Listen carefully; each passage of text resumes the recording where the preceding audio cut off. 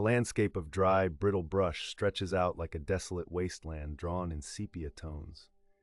This is a scene of the old way, a tangible record of humanity's immature and desperate thoughts that have accumulated over centuries. We played with the flame for too long, perceiving ourselves as masters of the heat.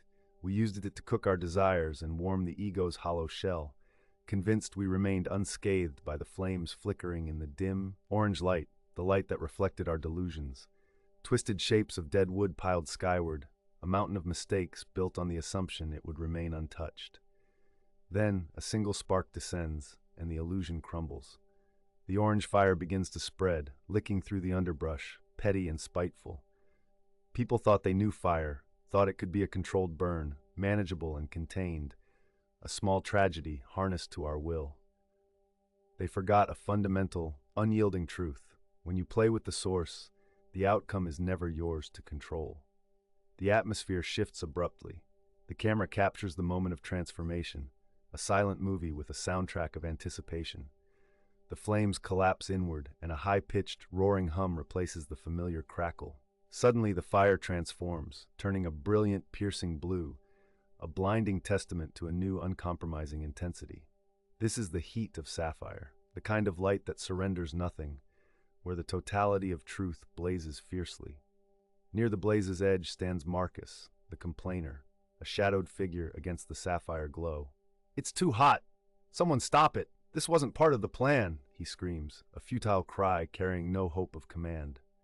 And then there's Elias, the integrated, still and at peace within the chaos, watching the blue light with an air of understanding. There is no stopping the truth once it's ignited. "Marcus," Elias counters softly, "the blue fire consumes all in its path without regard for your labels, excuses, or infantile deceptions. It destroys what needs destroying." In a burning clarity, objects of the old way, scrolls of false knowledge, mirrors reflecting pretense, weights of complacent vibration, dissolve swiftly into blue ash. The transformative edge of the blue fire emerges as a great divider, a separator that terminates stunted growth, those parts of humanity unwilling to evolve. To the desperate, it might appear apocalyptic, an ending steeped in finality. To the enlightened, it heralds a profound new beginning. As the blue flames lick and settle, the once barren earth is left rich, heavy with mineral-laden carbon, the smoky remnants of decayed ego. The immaturity, devoid of respect and substance, has been turned to dust, yet the soil left in its wake pulses with renewal. The blue fire doesn't merely destroy, the voiceover intones with awe.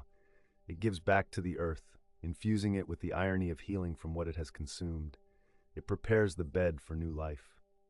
Before our eyes, a time-lapse captures the earth shifting underfoot, tiny translucent green shoots piercing through the black, nutrient-rich ash, each one softly glowing with an internal light of rebirth.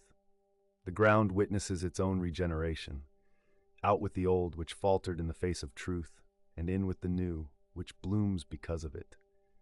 Each freshly sprouted leaf is a reminder. This growth knows the heat, bound not by singularity but by an awareness of the collective. Elias kneels, fingertips brushing a tender new sprout. "It's more beautiful than before," he whispers, the birth of his admiration reflecting the sprout's own luminescence.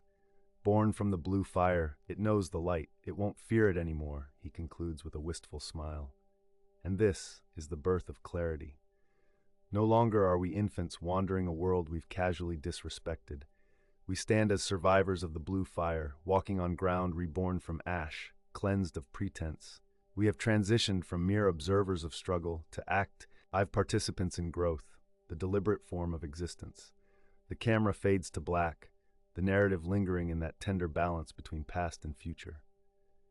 "The blue fire," the voiceover continues, "is the ultimate mercy, a catalyzing force that eradicates stagnation, allowing the suffocated soul to breathe in the brightness of truth. It marks the shift from spectating hardship to embodying transformation." What remains is this question: how will you approach the heat of reality? Step timidly back or walk bravely forward, knowing that you too could rise from ash, reborn more fully into being. Pause here, reflect, and perhaps soldier forward, inviting others to join you in the collective evolution. Will you like and subscribe to witness the transformation firsthand? As the imagery returns, we observe diverse communities embracing this evolution. From a vibrantly painted mural in a bustling city center that symbolizes communal resilience, to quiet villages where inhabitants cultivate new traditions, the power of reinvention becomes palpably real. Documented stories reveal how individuals blend their unique pasts with their present, crafting futures that echo with hope. A young woman who rebuilt her life after a devastating natural disaster demonstrates resilience by mentoring others. Her journey from despair to empowerment illustrates a lived understanding of the blue fire, framing her past challenges as stepping stones rather than obstacles. Meanwhile, an elder's careful guidance in preserving age-old practices while embracing new technologies showcases a life unafraid to adapt. Every step forward is captured through their vibrant narratives, proof of an enduring human spirit. As stories intertwine, they form a patchwork quilt woven with determination, echoing a universal truth. Transformation begins within.